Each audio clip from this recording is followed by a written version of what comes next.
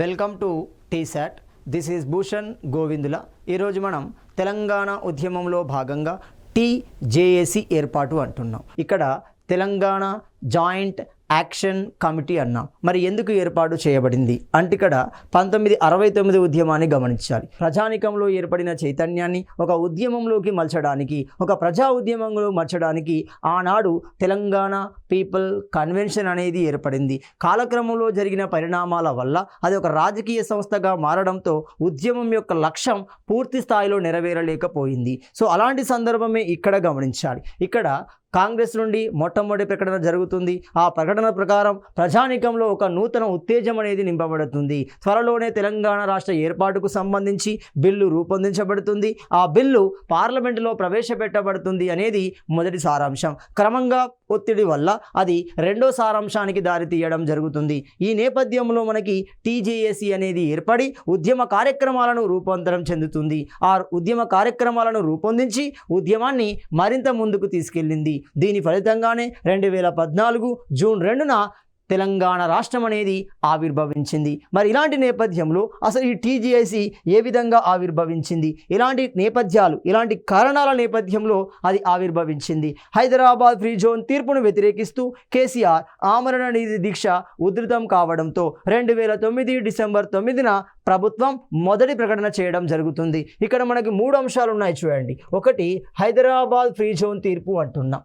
మరి ఈ free zone తీర్పు ఏంటి అంటే రాష్ట్రపతి ఉత్తర్వులు ఏ సంస్థలకైతే ప్రతిపాదించబడవు వాటిని మనం ఏం చేశాము, పేరా 14లో చేర్చడం జరుగుతుంది. పేరా 14లో చేర్చడం జరుగుతుంది. ఇందులో మనకు 6 అంశాలు మన అంతర్గతంగా ఉంటాయి. ఏ ఏ సంస్థలకు ఏ విధంగా అవి అప్లికేబుల్ కావు, ఏ ఉద్యోగాలకు అవి అప్లికేబుల్ కావు అని మనకేం చేస్తున్నాము, ఏ అంటున్నాము, బి అంటున్నాం, సి, డి, ఈ, ఎఫ్, ఇలా 14లో మనకు సబ్ డివిజన్ అనేది క్లియర్గా ఉంటుంది.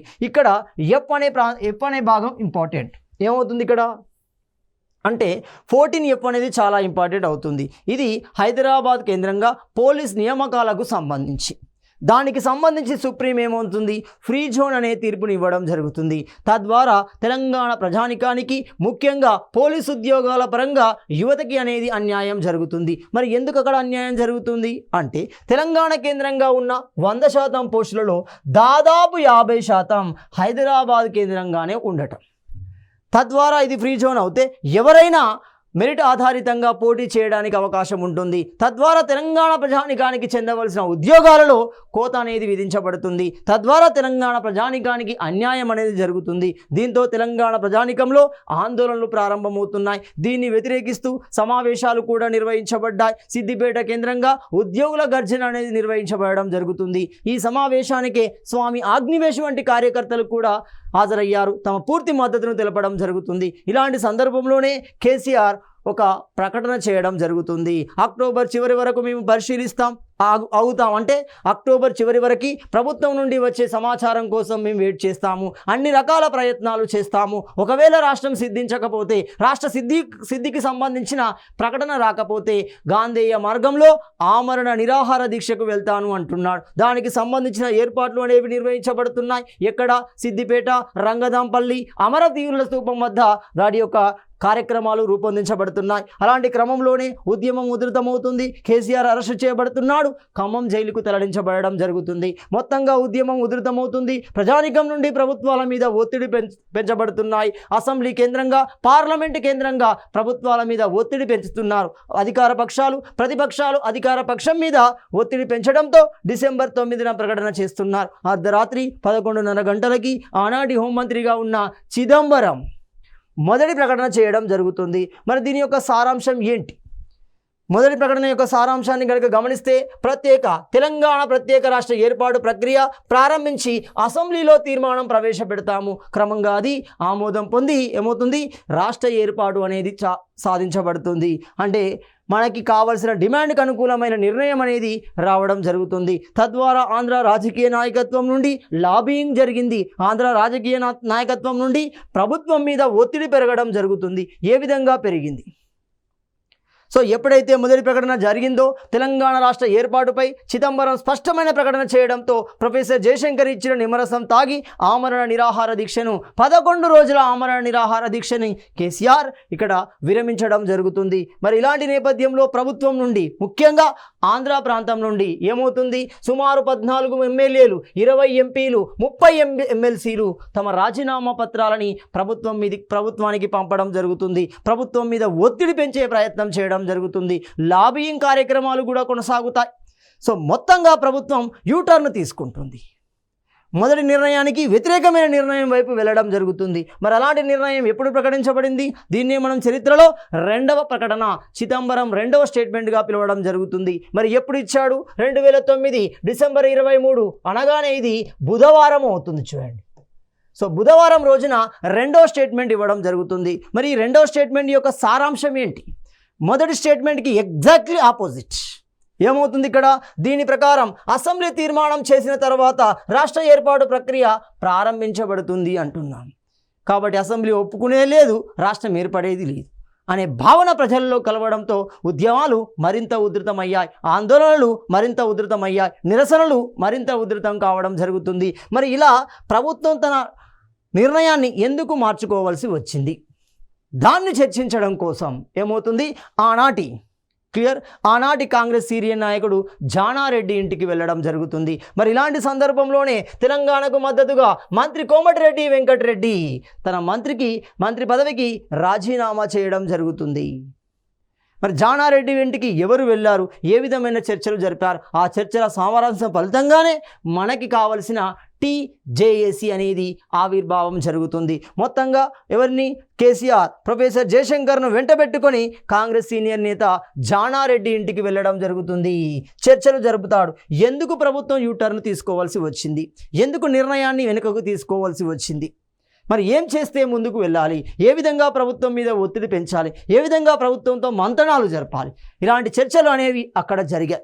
అంతేకాకుండా అదే సమయంలో వీరు అనేక రాజకీయ, ఉద్యోగ, ప్రజా సంఘాలతో కూడా సంప్రదింపులు జరిపారు. తదుపరి కార్యాచరణ ఎలా, ఏ విధమైన కార్యక్రమాలని ఎక్కడ ఎవరి నాయకత్వంలో నిర్వహించాలి, ఏ విధంగా ప్రభుత్వం మీద ఒత్తిడి పెంచాలి, మనకు కావలసిన డిమాండ్ను సాధించుకోవాలి, అలాంటి చర్చలు వీరితో సంప్రదింపులు జరిపారు. మొత్తంగా 2009 డిసెంబర్ 24న బంజారాహిల్స్ రోడ్డు నెంబర్ 12లో గల కళింగా భవన్ కేంద్రంగా ప్రొఫెసర్ కోదండరాం రాజనీతి శాస్త్రానికి సంబంధించి, పొలిటికల్ సైన్స్కి సంబంధించి ప్రొఫెసర్ కోదండరాం, ఇతన్ని మనము ముద్దసాని కోదండరామి రెడ్డి అంటాం. మంచిర్యాల ప్రాంతానికి సంబంధించిన వ్యక్తి ప్రొఫెసర్ కోదండరాం అధ్యక్షతన సమావేశం నిర్వహించబడడం జరుగుతుంది. ఈ సమావేశంలోనే మనకి కావలసిన సంస్థ తెలంగాణ రాజకీయ ప్రజా సంఘాల ఐక్య కార్యాచరణ కమిటీ, దాన్ని మనం ఏమంటున్నాం? టీజేఏసీ అంటున్నాం చూడండి. సో టీజేఏసీ అనేది ఏర్పడింది. దీని పూర్తి పేరు ఏమవుతుంది? తెలంగాణ రాజకీయ ప్రజా సంఘాల ఐక్య కార్యాచరణ కమిటీ అంటున్నాం. సో మరి దీనికి కన్వీనర్గా ఎవరు నియమించబడ్డారు, దీనికి కో కన్వీనర్గా ఎవరు నియమించబడ్డారు గమనిస్తే ఎగ్జామ్ దృష్టిలో కూడా ఇదే ఇంపార్టెంట్ చూడండి. కన్వీనర్గా ప్రొఫెసర్ కోదండరాం అంటున్నాం, కో కన్వీనర్గా మల్లేపల్లి లక్ష్మయ్య అంటున్నాం. మరి ఎవరి మల్లేపల్లి లక్ష్మయ్య? సో దళిత వర్గాల అభ్యున్నతి కోసం పాటుపడిన వ్యక్తుల్లో మల్లేపల్లి లక్ష్మయ్య ఒకరు. ఇతడు దళిత పక్షం అనే వ్యాస సంకలనాన్ని రాయడం జరుగుతుంది. దళిత పక్షం అంటున్నాం, ఇది ఒక వ్యాస సంకలనం అవుతుంది. మరి ఈ వ్యాస సంకలనం యొక్క ఉద్దేశం ఏంటి అంటే దళిత వర్గాలు ఎదుర్కొంటున్న సమస్యలు, వాటి యొక్క పరిష్కారాలు ఇందులో చర్చించబడ్డాయి. దళిత చైతన్యం గురించి వ్యాసాలు అనేవి రాయబడడం జరుగుతుంది. దళిత పక్షం అంటున్నాం. ది సెంటర్ ఫర్ దళిత్ అనే అభివృద్ధి సంస్థను కూడా ఏర్పాటు చేశాడు. దళిత వర్గాల అభ్యున్నతి కోసం కావలసిన నైపుణ్య శిక్షణ అందులో అందించబడుతుంది. సో ఇలాంటి సంస్థలు ఏర్పాటు చేసిన వ్యక్తి, ఇలాంటి వ్యాస సంకలనాలు రాసిన వ్యక్తి మల్లేపల్లి లక్ష్మయ్య. ఇతడు మల్లేపల్లి రాజం ట్రస్ట్ను కూడా ఏర్పాటు చేశాడు.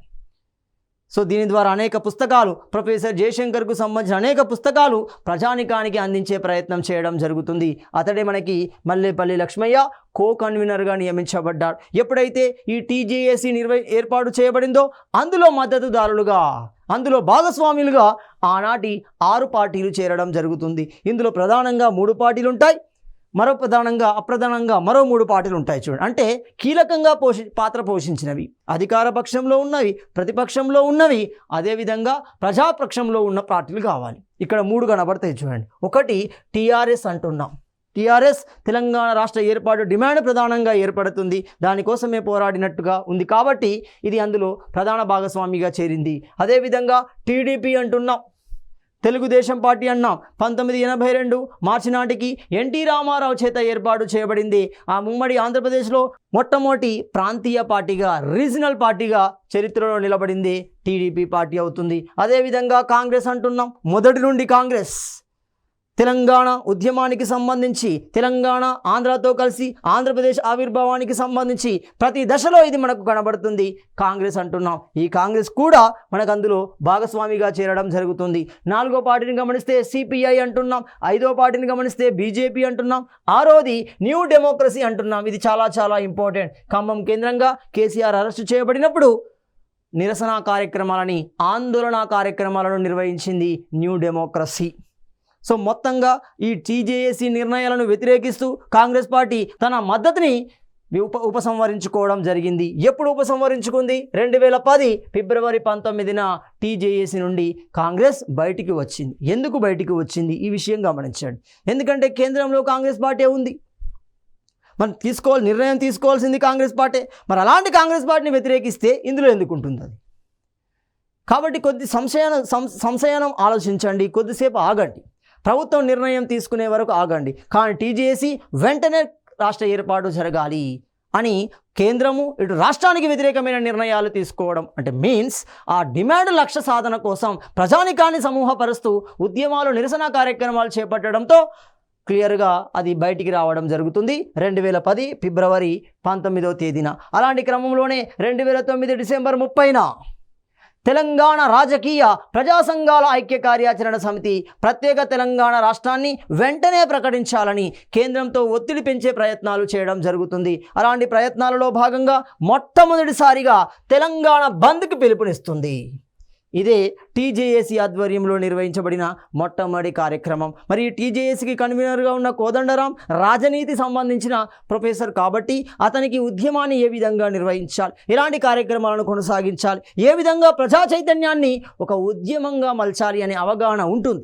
కాబట్టి క్లియర్గా ఈ టీజేసీ ఆధ్వర్యంలోనే ఉద్యమాన్ని నిర్మించడానికి కావలసిన విధి విధానాలు, కార్యక్రమాలు అనేవి రూపొందించబడ్డాయి. మరి ఏ రూపంలో ఆ కార్యక్రమాలు నిర్వహించబడ్డాయి? సో ఇలాంటి క్రమంలో ఏంది, అప్పటికే తెలంగాణ రాష్ట్ర ఏర్పాటు చేయాలని అనేక ప్రాంతీయ స్థాయిలో సంస్థలు ఏర్పడ్డాయి. వివిధ వర్గాల సమూహంగా వివిధ రకాల జేఏసీలు కూడా నిర్మించబడ్డాయి. మరి ఇండివిజువల్గా ఉంటే ఉద్యమ లక్ష్యం అనేది నెరవేరదు. కాబట్టి అందరినీ ఐక్యపరచాలి. అందరితో మంతనాలు చేశారు. అన్ని జేఏసీలు కూడా ఒప్పుకోవడం జరుగుతుంది. అన్ని ఒకే తాటి మీద ఉండి లక్ష్య సాధన కోసం పాటుపడాలనే నిర్ణయానికి రావడం జరిగింది. తద్వారా టీజేఏసీ ఏర్పడగానే అందులో అవి భాగస్వాములుగా జాయిన్ కావడం జరిగింది. మరి అలా భాగస్వాములైన పార్టీలను కనుక గమనిస్తే, అలా భాగస్వాములైన జేఏసీలను కనుక గమనిస్తే, ఒకటో జేఏసీ పొలిటికల్ జేఏసీ అంటున్నాం. సో ఈ పొలిటికల్ జేఏసీని ఎవరు ఏర్పాటు చేశారు? సో పొలిటికల్ జేఏసీని ఏర్పాటు చేసింది వి ప్రకాష్ అంటున్నాము. ఇతన్నే వీరమల్ల ప్రకాష్. సో వి ప్రకాష్ దీనికి చైర్మన్గా, మనకి కన్వీనర్గా కనబడవచ్చు. చూడండి, దీన్ని ఏర్పాటు చేయడంలో క్రియాశీలక పాత్ర పోషించింది వి ప్రకాష్ అంటున్నాం. ఫోరం ఫర్ హైదరాబాద్ అంటున్నాం. మరి ఈ జేఏసీని ఎవరు ఏర్పాటు చేశారు గమనిస్తే రమా మేల్కోటి ఏర్పాటు చేయడం జరుగుతుంది. Telangana film chambers of commerce అంటున్నాం. ఈ ఛాంబర్స్ ఆఫ్ కామర్స్ని ఏర్పాటు చేసిన వ్యక్తి ఎవరు? విజయేందర్ రెడ్డి అంటున్నాం. అదే క్రమంలో మాల మహానాడు అంటున్నాం. సో ఈ మాల మహానాడును ఏర్పాటు చేసింది అద్దంకి దయాకర్ అంటున్నాం. డాక్టర్ జేఏసీ అంటున్నాం. డాక్టర్ జేఏసీ మనకి బూర నర్సయ్య గౌడ్ అంటున్నాం. ఇతడు ఉద్యమ కాలంలో జేఏసీ నిర్వహించిన కార్యక్రమాలలో చురుకుగా పాల్పంచుకుంటూ డాక్టర్ల యొక్క వృత్తిని వారి యొక్క ధర్మాన్ని అనుసరించడం జరుగుతుంది. పాలిక్లినిక్ వంటి కార్యక్రమాలను కూడా కొనసాగించారు. వైద్య గర్జనను కూడా నిర్వహించడం జరుగుతుంది. సో అలాంటి డాక్టర్ జేఏసీ బూర నరసయ్య గౌడ్ ఆధ్వర్యంలో ఏర్పడింది. న్యాయవాదుల జేఏసీ అంటున్నాము. ఎం రాజేందర్ రెడ్డి ఆధ్వర్యంలో ఏర్పాటు చేయబడింది. అంటే లాయర్ యొక్క జేఏసీ, లాయర్ల యొక్క సమూహం ఎం రాజేందర్ రెడ్డి ఆధ్వర్యంలో ఏర్పాటు చేయబడింది. తెలంగాణ గెజిటెడ్ ఆఫీసర్స్ అసోసియేషన్ అంటాం. Srinivas Goud. Osmania university forum for Telangana. ఎవరు ఏర్పాటు చేయబడింది? ప్రొఫెసర్ లక్ష్మణ్ అంటున్నాం. తెలంగాణ విద్యావంతుల వేదిక అంటున్నాం. ఈ వేదికను ఏర్పాటు చేసిన వ్యక్తి మల్లేపల్లి లక్ష్మయ్య అంటున్నాం. అలాంటి క్రమంలోనే తెలంగాణ లెక్చరర్స్ ఫోరం అంటున్నాం. ఈ తెలంగాణ లెక్చరర్స్ ఫోరాన్ని ఏర్పాటు చేసింది కె వెంకటస్వామి అంటున్నాం. తెలంగాణ ఉద్యోగుల సంఘం అంటున్నాం. తెలంగాణ ఉద్యోగుల సంఘాన్ని సి విఠల్ ఏర్పాటు చేశాడు. సి విఠల్ ఏర్పాటు చేయడం జరుగుతుంది. ముస్లిం జేఏసీ అంటున్నాం. ముస్లిం వర్గాలు కూడా ఉద్యమంలో పాలు పంచుకున్నాయి. సో అలాంటి ముస్లిం జేఏసీకి ఎంఏ బాసిత్ అంటున్నాం. ముస్లిం ఫోరం ఫర్ తెలంగాణ అంటున్నాం. ముస్లిం ఫోరం ఫర్ తెలంగాణను ఎవరు ఏర్పాటు చేశారు? లతీఫ్ ఖాన్ ఏర్పాటు చేయడం జరుగుతుంది. సో ఇలా అనేక సంస్థలు, అనేక జేఏసీలు కూడా టీజేఏసీలో భాగస్వాములు అయ్యాయి. వాటితో పాటుగా వివిధ వర్గాలకు సంబంధించి కూడా లంబాడ హక్కుల పోరాట సమితి అంటున్నాం. సో లంబాడులు లేదా గిరిజన సమూహాలు కూడా ఇందులో పాలు పంచుకోవడం జరుగుతుంది. ముఖ్యంగా లంబాడులు, ఎవరిని? లంబాడులని మనం చరిత్రలో ఏమంటున్నాం? సుగాలి అంటున్నాం. చూడండి, సో సుగాలి అంటున్నాం. అదేవిధంగా బంజారా అంటున్నాం. చూడండి, సో బంజారా, లంబాడా అంటున్నాం. చూడండి, ఈ లంబాడులో నివసించే ప్రదేశాలను మనం ఏమంటున్నాము? తండాలు అంటున్నాం. చూడండి, అదే చెంచులో నివసిస్తే పెంటలు అంటున్నాం. చూడండి, కోయిల నివసిస్తే గూడాలు అంటున్నాం. అలాగే ఈ లంబాడ సమూహానికి సంబంధించి లంబాడ హక్కుల పోరాట సమితిని బెల్లయ్య నాయక్ ఏర్పాటు చేయడం జరిగింది. తెలంగాణ డెవలప్మెంట్ ఫోరం అంటున్నాం. ఈ తెలంగాణ డెవలప్మెంట్ ఫోరాన్ని ఎవరు ఏర్పాటు చేశారు? డిపి రెడ్డి ఏర్పాటు చేయడం జరుగుతుంది. టీఎన్జిఓ అసోసియేషన్ అంటున్నాం. దేవి ప్రసాద్ ఏర్పాటు చేయడం జరుగుతుంది. దేవి ప్రసాద్ ఈ టీఎన్జిఓ అసోసియేషన్ని ఏర్పాటు చేయడంలో క్రియాశీలక పాత్ర పోషించాడు.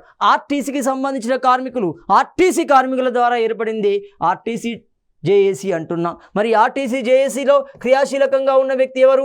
డి ఆనందం అంటున్నాం. సింగరేణి జేఏసీ అంటున్నాం. సింగరేణి కార్మికులు అన్నాం. ఈ సింగరేణి కేంద్రంగా మొదటిసారిగా బొగ్గు అనేది గుర్తించబడడం జరుగుతుంది. సింగరేణి జేఏసీకి ఎండి మునీర్ అంటున్నాం. ఎండి మునీర్ ఆధ్వర్యంలో ఇవి జేఏసీలుగా అవతరించాయి. అవి టీజేఏసీలో భాగస్వామ్యంగా మారడం జరుగుతుంది. టీజేఏసీ నిర్వహించిన ప్రతి కార్యక్రమంలో తమ వంతు మద్దతుని అందించడం జరుగుతుంది. అదే నిరాహార దీక్షల రూపంలో కానీ, ఉద్యోగాలను విధులను బహిష్కరించే రూపంలో కానీ తమ మద్దతును అందించడం జరుగుతుంది. మరి ఇలాంటి క్రమంలో ఈ మల్లేపల్లి లక్ష్మయ్య ఏమంటున్నాం? కో కన్వీనర్గా ఉన్న వ్యక్తి మరి ఎలాంటి పాత్రను పోషించడం జరుగుతుంది గమనిస్తే, అతడు టీజేఏసీలో క్రియాశీలక సభ్యుడిగా ఉంటూనే, కో కన్వీనర్గా ఉంటూనే దళిత వర్గాన్ని ఉద్ధరించే చర్యలు చేపట్టడం జరుగుతుంది. దళిత వర్గాన్ని ఉద్యమంలోకి తీసుకొచ్చే అనేక రకాల చర్యలు చేపట్టాడు మల్లేపల్లి లక్ష్మయ్య. జనగామ పెద్దపల్లి జిల్లాకు సంబంధించి, పెద్దపల్లి జిల్లాలోని జనగామ ప్రాంతానికి సంబంధించిన వ్యక్తి మల్లేపల్లి లక్ష్మయ్య అవుతున్నాడు. ఇతడే దళిత పక్షం అనే వ్యాస సంకలనాన్ని సెంటర్ ఫర్ దళిత్ స్టడీస్ అనే సంస్థను ఏర్పాటు చేశాడు. మరి ఈ సెంటర్ ఫర్ దళిత్ స్టడీస్ యొక్క ఉద్దేశం ఏంటి? ఎవరి కోసం ఏర్పాటు చేయబడింది అంటే దళితుల హక్కుల కోసం పోరాటాలు చేయడం జరుగుతుంది. మరి ఎలాంటి హక్కుల కోసం? దళితులకు కావాల్సిన హక్కుల కోసం ఏంటి అంటే, అనాదిగా భారతీయ సమాజంలో గమనిస్తే, హిందూ సామాజిక వ్యవస్థలో గమనిస్తే దళిత వర్గాలు వివిధ రకాల దురాచారాల వల్ల వివిధ రకాలుగా దోపిడీకి గురి అవ్వడం జరుగుతుంది. ముఖ్యంగా భూస్వాముల వల్ల, ముఖ్యంగా దేశ్ముఖుల వల్ల, ముఖ్యంగా బలమైన వర్గాల చేత వాళ్ళు దోపిడీకి గురి అవుతున్నారు. ఎలాంటి దోపిడీకి గురి అవుతున్నారు? ఒక అంటరానితనానికి గురి కావడం జరుగుతుంది. అంటరానితనము అంటున్నాము, అన్టచబిలిటీ అంటున్నాం. 2, సమాజపరంగా ఉన్న ఉమ్మడి ఆస్తులను ఉపయోగించడంలో కూడా వీళ్ళు వివక్షతను ఎదుర్కొంటున్నారు. నీటిని తీసుకోవడం కానీ, సాధారణ మార్కెట్ను ఉపయోగించడం కానీ, అలాంటి వాటికి వీళ్ళకు పర్మిషన్ లేదు. అలాంటి సమస్యల పట్ల వాళ్ళలో అవేర్నెస్ నింపాలి. 2, మూడోది కనుక గమనిస్తే, సో విద్యాపరంగా కూడా వీళ్ళు వెనుకబడి ఉండడం జరుగుతుంది. రాజకీయంగా వీరికి ఆనాటి అంబేద్కర్ అనేక అంశాలను పొందుపరచడం జరిగింది. ఆ హక్కులను సాధించడం ద్వారా, రాజకీయంగా ప్రసాదించబడిన అంశాలను పొందడం ద్వారా వాళ్ళు ఎదిగే అవకాశం ఉంటుంది. మరి ఆ అంశాల పట్ల వాళ్ళలో చైతన్యాన్ని నింపాలి. దానికోసమే సెంటర్ ఫర్ దళిత్ స్టడీస్ని ఏర్పాటు చేశాడు. దళిత వర్గాన్ని చైతన్యం వైపు తీసుకెళ్లే ప్రయత్నం చేశాడు. అంతేకాకుండా మల్లేపల్లి రాజం ట్రస్ట్ని ఏర్పాటు చేశాడు. ఈ మల్లేపల్లి రాజం ట్రస్ట్ దేనికి సంబంధించింది? దళిత వర్గాలను ఉద్ధరించడంతో పాటుగా అసలు ఈ తెలంగాణ ఉద్యమం ఎందుకు జరుగుతుంది, ఉద్యమంలో సందర్భంలో ఎలాంటి సమస్యలు ఉత్పన్నమవుతున్నాయి, తద్వారా ప్రజానికం ఏ విధంగా దాన్ని ప్రతిస్పందించాలి, ఎక్కడ అన్యాయం జరుగుతుంది, ఎక్కడ దోపిడీ జరుగుతుంది, ఎక్కడ వివక్షత జరుగుతుంది, అలాంటి అంశాలని ప్రజానికానికి తేటతెల్లం చేసే క్రమంలో అనేక పుస్తకాలు అంటే దానికి సంబంధించి ప్రస్తావించబడిన పుస్తకాలని ముద్రించి ప్రజానికానికి అందించే ప్రయత్నం చేసింది ఈ మల్లేపల్లి రాజం ట్రస్ట్. మరి ఈ ట్రస్ట్ ద్వారా అత్యధికంగా ముద్రించబడి ప్రజానికానికి అందించబడిన పుస్తకమే తెలంగాణ రాష్ట్రం ఒక డిమాండ్ అంటున్నాం. మరి ఎవరు రాశారు ఇది? ప్రొఫెసర్ జయశంకర్ రాశారు. తెలంగాణ భావజాల పితాగా పిలువబడే ప్రొఫెసర్ జయశంకర్ రాయడం జరిగింది తెలంగాణ రాష్ట్రం ఒక డిమాండ్. ఆ పుస్తకాన్ని ముద్రించి అది ప్రజానికానికి అందించే ప్రయత్నం చేసింది తెలంగాణ రాజకీయ ఐక్య కార్యాచరణ కమిటీ రాష్ట్ర ఏర్పాటు లక్ష్యాన్ని సాధించడం కోసం.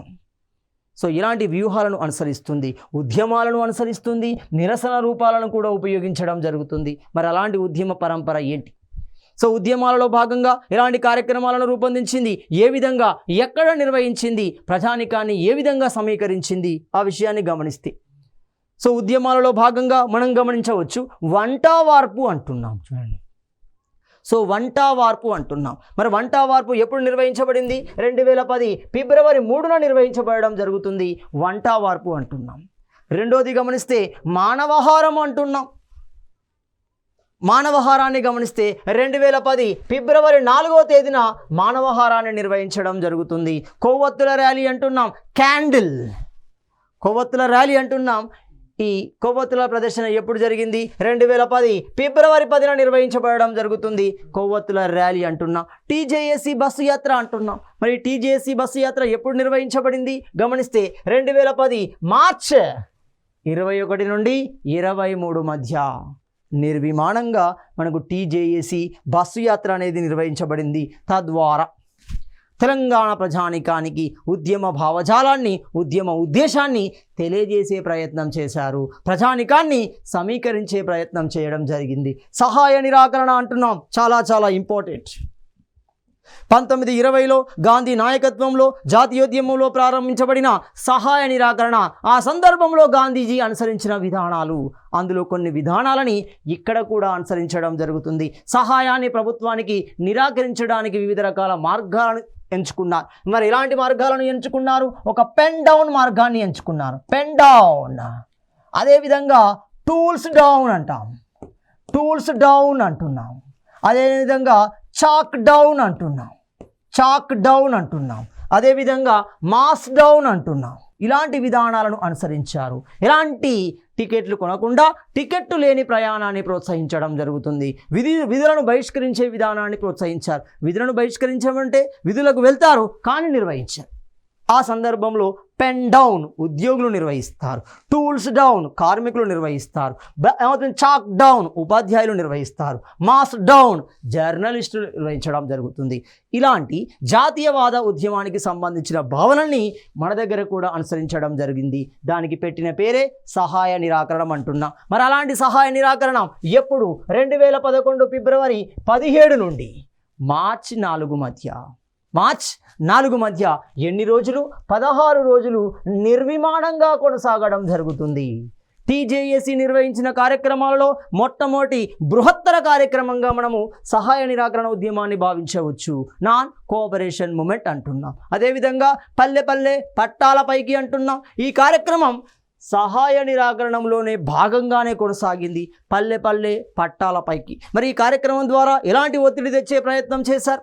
రైల్వేలు అనేవి కేంద్రం ఆధీనంలో ఉంటాయి. తద్వారా వాటికి డిస్టర్బెన్స్ కలిగించడం ద్వారా ఆర్థిక నష్టాన్ని కలిగించడం జరుగుతుంది. తద్వారా కేంద్రం ఈ అంశంపై అటెన్షన్ తీసుకునే అవకాశం ఉంటుంది. అంటే సింపుల్, ఈ అంశాన్ని కేంద్రం దృష్టిలోకి తీసుకెళ్లే విధంగా ఈ కార్యక్రమం రూపొందించబడింది. 2011 మార్చి 1వ తేదీన మిలియన్ మార్చ్ అంటున్నాం. మిలియన్ అనగానే 10 లక్షల మంది తెలంగాణ ప్రజానికాన్ని ఒకే సందర్భానికి, ఒకే ప్రదేశానికి తీసుకురావాలి. ఆ జనసంద్రాన్ని చూస్తేనే ప్రభుత్వానికి భయం కలగాలి. తద్వారా ఆ ప్రజా సమూహం ఎందుకు సమీకరించబడింది, ఏ డిమాండ్ ప్రాతిపదికన సమీకరించబడింది, ఏ సమస్య ప్రాతిపదికన అది సమీకరించబడింది, అట్లు ఇటు కేంద్రం, అటు రాష్ట్రం, అటు యావత్ ప్రపంచం చూసే విధంగా ఈ కార్యక్రమం అనేది రూపొందించబడింది 2011 మార్చి 10వ తేదీన. మరి ఈ కార్యక్రమానికి స్ఫూర్తి ఎక్కడి నుండి వచ్చింది? ఈజిప్ట్ కేంద్రంగా జరిగిన తెహ్రీ చౌక్. సో ఈ తెహ్రీ చౌక్ సంఘటన ఆధారితంగా తీసుకున్నారు. ఈ తెహ్రీ చౌక్ సంఘటనను ప్రభావితం చేసుకొని ఈ కార్యక్రమాన్ని రూపొందించడం జరుగుతుంది. సో ఇక్కడ మనం గమనిస్తే తెలంగాణ మార్చ్ 2011 మార్చి 10న నిర్వహించబడింది. ఈ సందర్భంలోనే గరికపాటి నరసింహారావు ఈ జనసంద్రాన్ని చూస్తూ ఒక స్టేట్మెంట్ కూడా ఇవ్వడం జరుగుతుంది. 10 లక్షల తెలంగాణ ఎద్దులు ట్యాంకు బండుపై పరిగెడుతున్నాయి, వీటి వల్ల ఎలాంటి హాని విగ్రహాలకు ఉండబోదు అని ప్రకటించడం జరుగుతుంది. సో ఇది మిలియన్ మార్చ్కి సంబంధించి. అలాంటి క్రమంలోనే సకల జనుల సమ్మె అంటున్నాం. మనం జాతీయోద్యమంలో క్విట్ ఇండియా ఉద్యమాన్ని గమనిస్తే క్విట్ ఇండియా ఉద్యమం చివరి ఉద్యమంగా ప్రభుత్వంపై ఎలాంటి ఒత్తిడి తీసుకొచ్చిందో అలాంటి ఒత్తిడే ఇక్కడ సకల జనుల సమ్మె కూడా నిర్వహించడం జరుగుతుంది. ఆల్ పీపుల్ స్ట్రైక్ అంటున్నాం. అంటే తెలంగాణ సమాజంలో ఉన్న అన్ని సబ్బండ వర్గాలు, అంటే కులపరమైన వర్గాలు, రాజకీయ వర్గాలు, ఉపాధ్యాయ వర్గాలు, ఉద్యోగ వర్గాలు, కార్మిక వర్గాలు, సింగరేణి వర్గాలు, ఆర్టీసీ వర్గాలు, న్యాయవాద వర్గాలు, వైద్యార్థి వర్గాలు, ఇలా అన్ని సమూహాలు మొత్తం ఒకే సమూహం ఒకే ఉద్యమంలోకి వచ్చాయి. దాన్ని మనము ఆల్ పీపుల్ స్ట్రైక్ అంటున్నాం. మరి ఎప్పుడు నిర్వహించబడింది? 2011 సెప్టెంబర్ 13 నుండి అక్టోబర్ 24 మధ్య నిర్విమానంగా 42 రోజులు నిర్వహించబడుతుంది. మొత్తం టీఏజీ నిర్వహించిన కార్యక్రమాలలో సుదీర్ఘంగా కొనసాగిన ఉద్యమంగా మనము సకల జనుల సమ్మెను గుర్తించవచ్చు. ఇక్కడ అభ్యర్థులు గుర్తుంచుకోవాలి. ఏంటి ఎగ్జామ్ ఇచ్చిన ట్విస్ట్ ఏంటిది? వీటిని ఇలాగే ఇస్తాడు చూడండి. అతడు టీఏజీసీ ఆధ్వర్యంలో నిర్వహించబడిన కార్యక్రమాలు క్రింద ఇవ్వబడ్డాయి, వాటి కాలం ఆధారంగా వాటిని వరుస క్రమంలో అమర్చండి అంటాడు. లేదు, ఒక సంఘటన ఇచ్చి ఒక ఉద్యమాన్ని ఇచ్చి మ్యాచ్ ద ఫాలోయింగ్స్ ఇవ్వమనవచ్చు. లేదు, ఒకే సంఘటన లోతుగా అడిగే అవకాశాలు కూడా ఉంటాయి. కాబట్టి మ్యాక్సిమం అడిగే క్వశ్చన్లు ఏ విధంగా ఉంటాయంటే అతడే 4 స్టేట్మెంట్ ఇచ్చి వాటిని కాలం ఆధారంగా వరుస క్రమంలో పెట్టమంటాడు. బాగా గమనించండి. అదే క్రమంలో తెలంగాణ మార్చ్ అనేది నిర్వహించబడింది. మరి ఎప్పుడు నిర్వహించబడింది? 2012 సెప్టెంబర్ 30న నిర్వహించబడడం జరుగుతుంది తెలంగాణ మార్చ్. టీజేఏసీ నిర్వహించిన గొప్ప కార్యక్రమాలలో ఇది కూడా ఒకటే అవుతుంది. సడక్ బంద్ అంటున్నాం. సడక్ అంటే రోడ్డును బ్లాక్ చేయాలి, తద్వారా ప్రభుత్వాలపై ఒత్తిడి పెంచాలి, అటెన్షన్ని క్రియేట్ చేయాలి. కాబట్టి సడక్ బంద్ అంటున్నాం. ఎప్పుడు నిర్వహించబడింది? 2013 మార్చ్ 21న నిర్వహించబడడం జరుగుతుంది సడక్ బంద్. సంసద్ యాత్ర అంటున్నాం. ఈ సంసద్ యాత్ర ఎన్ని రోజులు? 2 రోజుల కార్యక్రమంగా కొనసాగడం జరిగింది. 2013 ఏప్రిల్ 27 నుండి 29 2 రోజుల కార్యక్రమంగా సంసద్ యాత్ర అనేది నిర్వహించబడింది. చలో అసెంబ్లీ అంటున్నాం. సో చలో అసెంబ్లీ, చలో రాజ్భవన్ విద్యార్థి న్యాయవాదుల ఆధ్వర్యంలో నిర్వహించబడుతున్నాయి.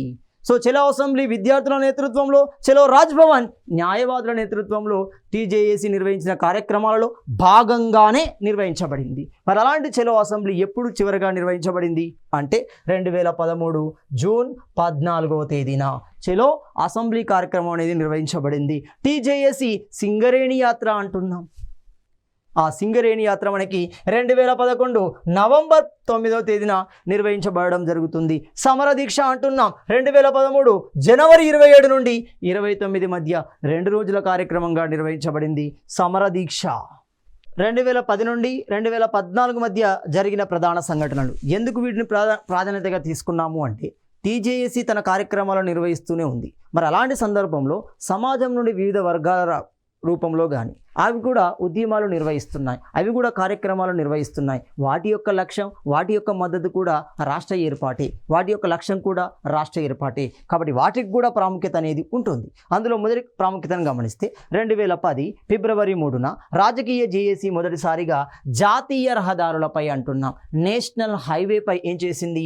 వంట వార్పు కార్యక్రమాన్ని నిర్వహించడం జరిగింది. తద్వారా వాటిని రహదారులను నిర్బంధిస్తూ రవాణా సౌకర్యాలకు ఆటంకాన్ని కలిగించడం, తద్వారా ప్రజల యొక్క అటెన్షన్ని, ప్రభుత్వం యొక్క అటెన్షన్ని, మీడియా యొక్క అటెన్షన్ని తీసుకునే ప్రయత్నం చేయడం జరిగింది. సమస్యని జాతీయ వ్యాప్తం చేసే కార్యక్రమాలలో ఇది ఒకటిగా మనము భావించవచ్చు. అదే క్రమంలో 2010 ఫిబ్రవరి 7న జమాతే ఇస్లాం హింద్ సభ అంటున్నాం. ఈ జమాతే ఇస్లాం హింద్ సభ ముస్లిం వర్గాల సమక్షంలో అది నిజాం కాలేజ్ కేంద్రంగా నిర్వహించబడుతుంది. ఈ సమావేశానికి కేసీఆర్ పాల్గొనడం జరుగుతుంది. 2010 ఫిబ్రవరి 7న పొలికేకా సభ అంటున్నాం. మరి పొలికేకా సభ ఎక్కడ నిర్వహించబడింది? కాకతీయ యూనివర్సిటీ కేంద్రంగా నిర్వహించబడడం జరుగుతుంది. తద్వారా ప్రజానికానికి చైతన్యం ఇచ్చే ఉత్సాహం ఇక్కడి ప్రజలకు అందించబడుతుంది. 2010 మార్చి 7వ తేదీన బషీర్బాగ్ క్లబ్ సమావేశం. ఈ బషీర్బాగ్ క్లబ్ సమావేశంలో ఎలాంటి నిర్ణయం తీసుకోబడింది గమనిస్తే, ప్రముఖ కార్టూనిస్ట్ ఎవరు? శేఖర్. ఆ శేఖర్ రాసిన పుస్తకమే గిది తెలంగాణ అంటున్నాడు. అసలు తెలంగాణ ఏంటిది, ఎందుకు ప్రజానీకంలో ఇలాంటి అసంతృప్తి ఏర్పడింది, గిది తెలంగాణ పుస్తకాన్ని ఆవిష్కరించడం జరుగుతుంది. ఇలాంటి క్రమంలోనే 2010 అక్టోబర్ 2న గన్ పార్క్ వద్ద కోయే కోటేశ్వరరావు రాసిన పుస్తకం ఏంటి? కావడి కుండల పుస్తకం ఆవిష్కరించబడింది. 2010 అక్టోబర్ 15న తెలంగాణ జాగృతి కోటి బతుకమ్మ పండుగని ట్యాంక్ బండ్పై ఘనంగా నిర్వహించడం జరుగుతుంది. క్రమంగా తెలంగాణ ఉద్యమ కాలంలోనే తెలంగాణ ప్రతీకగా పిలువబడే బతుకమ్మ అంతర్జాతీయ ఖ్యాతిని అందించుకోవడం జరుగుతుంది ఇలాంటి కార్యక్రమాల ద్వారానే. అంతేకాకుండా 2011 ఏప్రిల్ 8న జూపల్లి కృష్ణారావు తెలంగాణ ప్రజాభిమాన్ యాత్రను నిర్వహించాడు. ప్రజలలో తన వంతు చైతన్యాన్ని నింపే ప్రయత్నం చేయడం జరుగుతుంది. 2011 మే 10న ట్యాంక్ బండ్ వద్ద మొహినుద్దీన్ అంటున్నాం. కమ్యూనిస్ట్ భావజాలంలో విస్తరణలో క్రియాశీలకంగా వివరించిన వ్యక్తుల్లో మొహినుద్దీన్ ఒకడు ఉంటాడు. ఒక రావి నారాయణ రెడ్డి, ఒక బద్దం ఎల్లారెడ్డి, ఒక చండ్ర రాజేశ్వరరావు, ఒక చండ్ర పుల్లారెడ్డి లాంటి వ్యక్తుల్లో ఇతడు కూడా కనబడతాడు, ముగ్ధం మొహినుద్దీన్.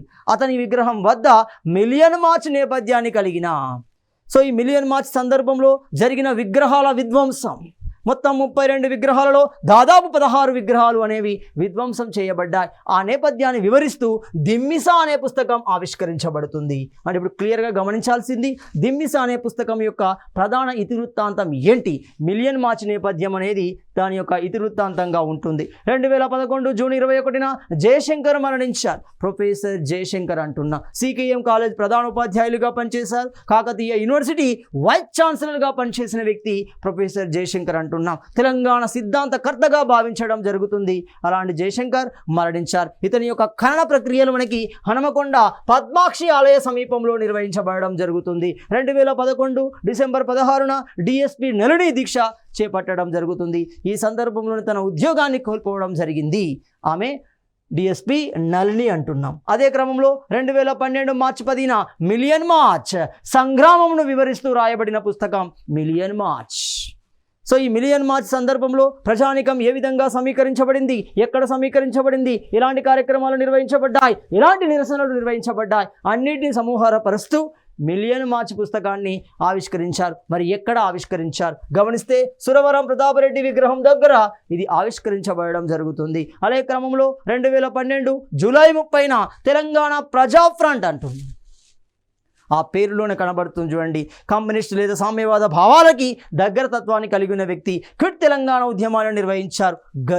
గద్దర్ని మనం చరిత్రలో అసలు పేరు ఏమంటున్నాం, గుమ్మడి విఠలరావు అంటున్నాం. 2012 సెప్టెంబర్ 30న కొండా లక్ష్మణ బాబూజీ మరణించడం జరుగుతుంది. తెలంగాణ క్రూరుడుగా పిలువబడుతున్నాడు. ఇతని యొక్క నివాసాన్ని మనము జలదృశ్యము అంటున్నాం. 2012 అక్టోబర్ 5న కొమరం భీం విగ్రహము అంటున్నాం. జల్ జంగిల్ జమీన్ అనవచ్చు.